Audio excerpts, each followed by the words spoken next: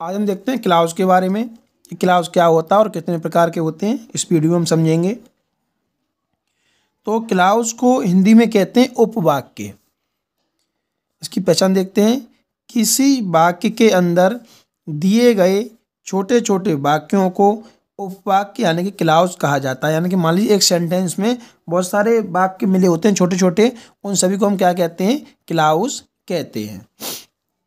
आगे देखें, क्लाउज के अंदर एक वर्ब और एक सब्जेक्ट का होना आवश्यक होता है। यानी क्लाउज पता लगाने का एक सिंपल तरीका है कि क्लाउज में क्या होना चाहिए?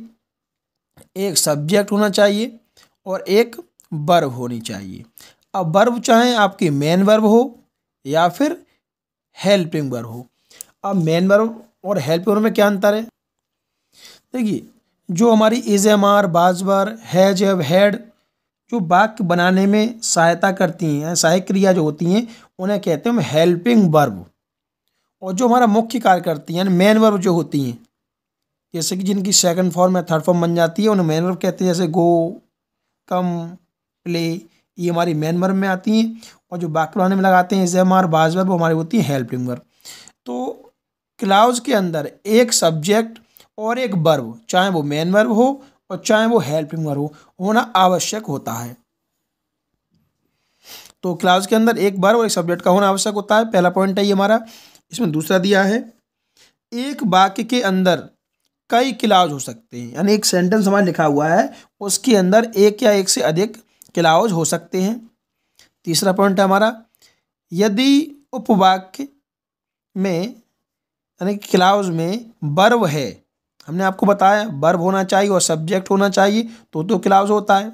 वो यहाँ पर दिया हुआ है, यदि क्लाउज में वर्ब है लेकिन सब्जेक्ट नहीं है और सब्जेक्ट है वर्ब नहीं है तो उसको क्लाउज नहीं कहा जाता है। यानी मान लीजिए हमने आपको वो बताया था वर्ब है और सब्जेक्ट भी है तो क्लाउज होता है, और वर्ब है सब्जेक्ट नहीं है या फिर सब्जेक्ट हो वाक्य में वर्ब नहीं हो तो वो क्लाउज नहीं होता है। तो उसको क्या कहते हैं हम? तो उसको हम कहते हैं फ्रेज। आइए हम उदाहरण से समझते हैं। जैसे हमारा वाक्य लिखा हुआ, राम इज गोइंग, राम जा रहा है, बट लेकिन राधा इज डांसिंग, राधा नाच रही है। तो पहले हम ये चेक करेंगे इस वाले सेंटेंस में हमारे कितने क्लाउज हैं। तो क्लाउज को चेक करने का सिंपल तरीका है, सब्जेक्ट और वर्ब होनी चाहिए। यदि दोनों चीज़ मिलती हैं तो हमारा क्लाउज बन जाता है। यहाँ पे देखेंगे पहले वाक्य में हम चेक करेंगे तो राम क्या है? सब्जेक्ट है, और इज क्या है? हमारी वर्ब है। तो सब्जेक्ट मिल गया, वर्ब मिल गया, इसका मतलब क्या है? ये वाला हमारा एक क्लाउज हो गया। एक क्लाउज ये हो गया हमारा, वन क्लाउज। आगे चेक करेंगे, इसमें राधा सब्जेक्ट है और इज इसमें भी वर्ब है तो एक क्लाउज ये हो गया। तो हम कह सकते हैं इस पूरे सेंटेंस में हमारे दो क्लाउज हैं, एक क्लाउज ये है और एक क्लाउज ये है। हम दूसरे में चेक करेंगे, सीइंग द पुलिस, पुलिस को देखकर, द थीव रन अवे, चोर भाग गया, पुलिस को देखकर चोर भाग गया। पूरा एक सेंटेंस है। अब इसके अंदर हम ये पता करेंगे इसके अंदर कितने क्लाउज दिए हुए हैं। अब देखेंगे, आप सीइंग क्या है? एक वर्ब है, लेकिन इस वाले वाक्य में वर्ब तो है लेकिन सब्जेक्ट नहीं है।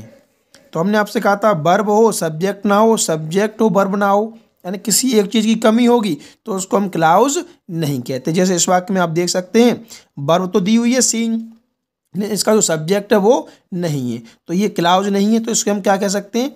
तो हम इसको कहते हैं फ्रेज। फ्रेज, तो ये हमारी फ्रेज है। अब आगे वाले वाक्य हम चेक करेंगे कि क्लाउज है या फ्रेज है। तो थीप रन अवे, चोर भाग गया, इसमें करता हमारा थीप है यानी सब्जेक्ट ये रहा, और रन हमारी मेन वर्ब यानी वर्ब हो गई। तो सब्जेक्ट भी है वर्ब भी है तो ये वाला क्या है? ये क्लाउज है आपका।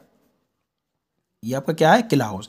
तो इस वाले वाक्य में ये तो फ्रेज है और ये आपकी क्लाउज है। ऊपर वाले वाक्य में दोनों ही क्लाउज थी।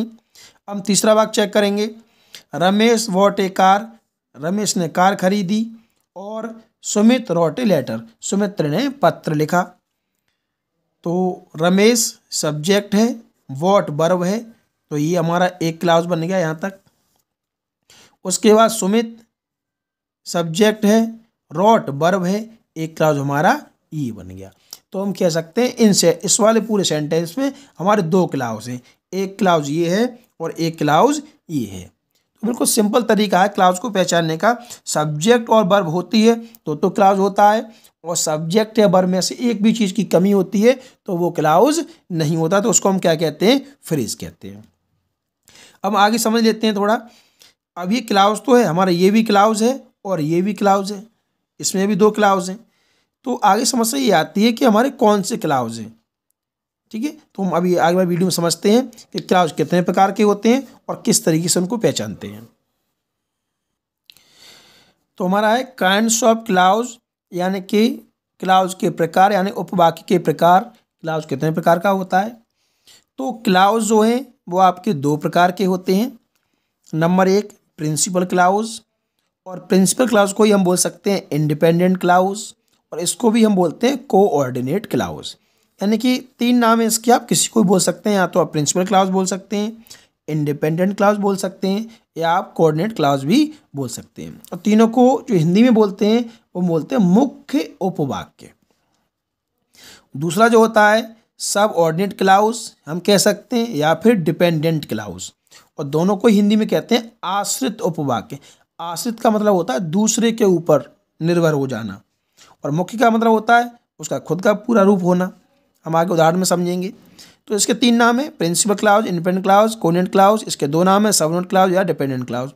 या आप कोई भी दो याद रख सकते हैं। आप इस तरीके से बोल सकते हैं क्लाउज दो प्रकार के होते हैं, प्रिंसिपल क्लाउज और सबऑर्डिनेट क्लाउज। आप इस तरीके से भी कह सकते हैं इंडिपेंडेंट क्लाउज होता है और डिपेंडेंट क्लाउज होता है। इनके भी आगे भाग होते हैं, वो आपको आने वाली वीडियो में बताएंगे। अभी हम दो के बारे में समझ लेते हैं।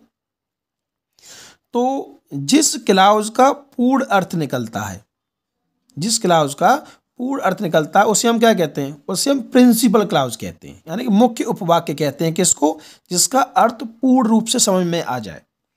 और दूसरा है हमारा जिस क्लाउज का पूर्ण अर्थ नहीं निकलता है, अर्थात वह अपने अर्थ के लिए दूसरे वाक्य पर आधारित होता है, दूसरे वाक्य पर निर्भर होता है, तो उसे कहते हैं डिपेंडेंट क्लाउज। यानी जिस क्लाउज का अर्थ पूरा समझ में हमें आ जाए तो वो होता है हमारा प्रिंसिपल क्लाउज कह सकते हैं, और जिसका अर्थ समझ में नहीं आए यानी वो दूसरे वाक्य पर निर्भर हो जाता है तो उसको हम कहते हैं सबऑर्डिनेट क्लाउज या फिर डिपेंडेंट क्लाउज। उदाहरण से समझते हैं। तो ये वाक्य लिखा हुआ है हमारा, Ram is buying a book, Ram किताब खरीद रहा है, और Radha is writing a letter, Radha पत्र लिख रही है। तो पूरे सेंटेंस में हम देखते हैं क्लाउज कितने। तो पहले क्लाउज चेक करने का सिंपल तरीका है, सब्जेक्ट है, वर्ब है, एक क्लाउज हमारा ये रहा यहाँ तक। इसमें राधा सब्जेक्ट है, वर्ब है, एक क्लाउज हमारा ये है। इस वाले सेंटेंस में हमारे पास दो क्लाउज हैं। अब हमें ये देखना है कि कौन सा क्लाउज प्रिंसिपल है और कौन सा क्लाउज डिपेंडेंट क्लाउज है। देखिए हम दोनों वाक्यों को अलग अलग पढ़ कर देखते हैं। हम आपसे कहें राम किताब खरीद रहा है, तो आपको समझ में आ गया भाई राम क्या कर रहा है कि वो किताब खरीद रहा है। हम खाली इतना वाक्य बोलेंगे तब भी आपकी समझ में आ जाएगा। तो ये हमारा कौन सा क्लाउज हो जाएगा, प्रिंसिपल क्लाउज। अब हम इस वाले वाक्य को भी अलग बोलकर देखें। हम आपसे अलग से कहें Radha is writing a letter, Radha पत्र लिख रही है, तो आप समझ जाएंगे क्या कर रही है, राधा पत्र लिख रही है। यानी दोनों वाक्यों को यदि हम अलग अलग बोलते हैं तो हमें अर्थ समझ में आ जाता है दोनों का, कि भाई राम जो है वो किताब खरीद रहा है और राधा जो है वो पत्र लिख रही है। यानी दोनों ही वाक्य जो अपना पूर्ण अर्थ दे रहे हैं। तो दोनों ही वाक्य हमारे कैसे हैं, ये प्रिंसिपल क्लाउज के हैं। अब देखिए आगे एक और समझते हैं उदाहरण के माध्यम से। आई नो द बॉय, मैं उस लड़के को जानता हूँ, who has stolen my book, who माने जिसने, स्टोलन माने चुराई है, माई बुक मेरी किताब, जिसने मेरी किताब चुराई है। अब इस वाले वाक्य में हम देखते हैं कि हमारे क्लाउज कितने हैं पहले, उसके बाद हम देखेंगे कितने प्रकार के हैं। तो आई क्या है, सब्जेक्ट है, और नो क्या है, वर्ब है। एक क्लाउज तो ये रहा हमारा। हु हमारा सब्जेक्ट भी होता है और क्वेश्चन वर्ड भी होता है, तो ये सब्जेक्ट है, और हैज क्या है, वर्ब है। एक क्लाउज हमारा ये रहा। तो इस वाले वाक्य में भी दो क्लाउज हैं, एक क्लाउज ये है और एक क्लाउज ये है। तो अब हम देखते हैं जिसका पूर्ण अर्थ हमें समझ में आएगा उसको तो हम बोलेंगे प्रिंसिपल क्लाउज, और जिसका पूर्ण अर्थ हमें समझ में नहीं आएगा वो हमारा हो जाएगा डिपेंडेंट क्लाउज या फिर सब ऑर्डिनेट क्लाउज। अब देखिए दोनों वाक्यों में अलग अलग पढ़ के देखते हैं। हम पहले पढ़ते हैं आई नो द बॉय, मैं उस लड़के को जानता हूँ। यदि हम आपसे कहें कि मैं उस व्यक्ति को जानता हूँ, मैं उस इंसान को जानता हूँ, तो आप समझ जाएंगे भाई इनको पता ही जानते हैं उसके बारे में। तो इसका पूर्ण अर्थ हमें समझ में आ रहा है, तो इसको हम बोलेंगे प्रिंसिपल क्लाउज। अब यदि हम आगे वाला वाक्य ना बोल के सिर्फ पीछे वाला वाक्य बोलें, जैसे कि who has stolen my book, जिसने मेरी किताब चुराई है। अब खाली हम किसी व्यक्ति से कहें भाई जिसने हमारी किताब चुराई है, जिसने हमारी किताब चुराई है, तो आप क्या पूछेंगे भाई किसने चुराई है, आप नाम बताइए। इस वाले वाक्य को बोल करके जो इंसान है उसको पूर्ण अर्थ समझ में नहीं आएगा। पूर्ण अर्थ कब समझ में आएगा, जब आप आगे वाला वाक्य भी बोलेंगे तब। यानी ये वाला जो वाक्य है वो आगे वाले वाक्य पर क्या है भाई, आश्रित है, इसका पूर्ण अर्थ नहीं है इसके पास, ये दूसरे वाले वाक्य पर टिका हुआ है, उस पर निर्भर है। जब तक उसका हम अर्थ नहीं बोलेंगे इस वाले वाक्य का अर्थ किसी के समझ में नहीं आएगा। जैसे कि who has stolen my book, किसने मेरी किताब चुराई है, तो इससे पता नहीं चल रहा क्या मामला है, कौन है वो। अब यदि हम पूरा वाक्य बोलें, आई नो द बॉय, मैं उस लड़के को जानता हूँ जिसने मेरी किताब चुराई है, तो आप कहेंगे भाई ठीक बात है, उनको तो पता है किसने हमारी किताब चुराई है। तो ये वाला जो वाक्य है वो इस वाले वाक्य पर डिपेंडेंट है, तो ये वाला हमारा क्लाउज हो जाएगा डिपेंडेंट क्लाउज। तो ये प्रिंसिपल क्लाउज है, ये डिपेंडेंट क्लाउज है। इस तरीके से हम पता लगा सकते हैं। और यदि आप इस तरीके से नहीं पता लगा सकते तो उसके लिए भी बहुत सिंपल तरीका है, आपको कंजक्शंस याद करने पड़ेंगे। कुछ कंजक्शंस आप याद कर लें। कंजक्शन दो प्रकार के होते हैं, हम आपको आने वाली वीडियो में बताएंगे। एक होता है कोऑर्डिनेट और दूसरा होता है हमारा सब ऑर्डिनेट। हम आपको आने वाली वीडियो में बताएंगे इसके बारे में। कोऑर्डिनेट क्लाउज भी इसमें कंजक्शन होते हैं कुछ, और कुछ सबऑर्डिनेटिंग कंजक्शन होते हैं। तो यदि कोई भी वाक्य कोऑर्डिनेटिंग कंजक्शन से जुड़ा है तो आप समझ लें वो दोनों ही क्लाउज कैसे होंगे, प्रिंसिपल। यानी उसमें जितने भी क्लाउज आएंगे वो सब प्रिंसिपल ही होंगे, चाहे आप हिंदी में अर्थ निकालें उनका, चाहे आप ना निकालें।